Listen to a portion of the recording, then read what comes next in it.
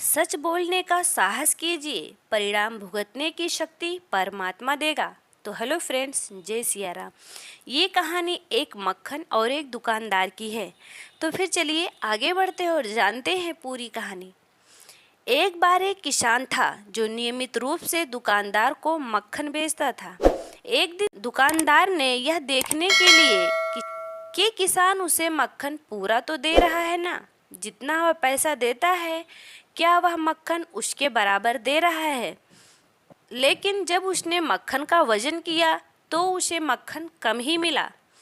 फिर मक्खन का वजन कम मिलने पर किसान को दुकानदार ने सजा दिलाने के लिए अदालत ले गया।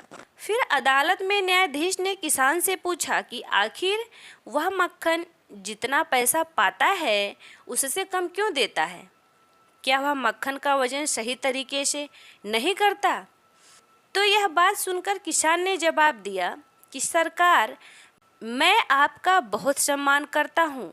मैं तो एक गरीब आदमी हूँ, भला किसी तरह से मैं मक्खन ही बनाता हूँ, लेकिन मेरे पास इतने पैसे कहाँ हैं कि मैं नापने का बाट खरीद सकूँ। मेरे पास तो नापने के लिए इतने महंगे बाट भी नहीं हैं। फिर मुझे कैसे पता चलेगा कि मैं मक्खन कम दे रहा हूँ या ज़्यादा। न्यायाधीश ने जवाब दिया, तो फिर आप मक्खन का वजन कैसे करते हो।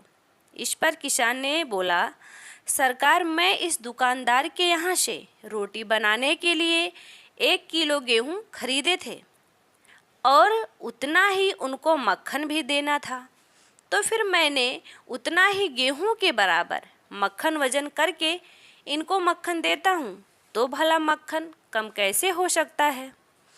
किसान की यह बात सुनकर न्यायाधीश को यकीन हो गया कि दुकानदार ने किसान को गेहूं कम वजन करके दिया था। तो फिर उस दिए गए गेहूं का वजन कराया गया। वाकई में गेहूं 1 किलो से कम निकला। यह देखकर न्यायाधीश ने दुकानदार के ऊपर लोगों के ठगने का मुकदमा चला दिया और किसान को उसकी ईमानदारी के लिए उसे इनाम भी दिया। इस तरह धूर्त और ठग दुकानदार को अपने ही किए गए गलत कार्यों की सजा खुद से मिल गई। कहानी की सीख, इस कहानी से हमें यह शिक्षा मिलती है कि आप जैसा दूसरों के साथ करते हैं, ठीक वैसा ही आपके साथ कभी ना कभी ज़रूर होगा।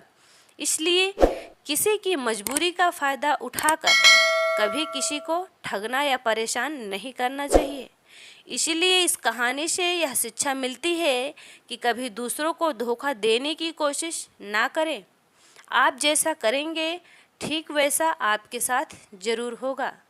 जय सिया राम।